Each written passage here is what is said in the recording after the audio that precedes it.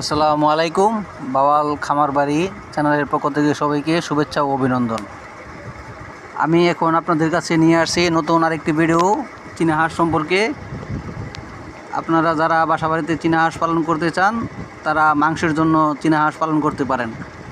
চীনা হাঁস আপনার 1.5 থেকে 2 মাসে পরপর ডিম পারে এবং নিজের ডিম নিজেই তাপ দিয়ে বাচ্চা ফোটায়।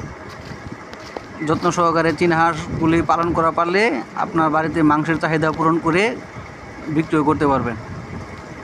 এবং এখানে কতগুলো চীনা হাঁসের বাচ্চা আছে, 6টি বাচ্চা, আজকাল 1.5 মাস বয়স। গোসলের পানির ব্যবস্থা নাই দেখে এরকম দেখাচ্ছে, কিন্তু চীনা হাঁসের বাচ্চাগুলি অত্যন্ত অনেক সুন্দর। আপনারা যারা চীনা হাঁস পালন করতে চান তারা বাজার থেকে ক্রয় করে বা বাসাবাড়ি যারা পালন করে খামার থেকে ক্রয় করে আপনারা চীনা হাঁস পালন করতে পারেন। টাঙ্কি পড়ছে কোনটা? টাঙ্কি পরে পানি পরে কোনটা?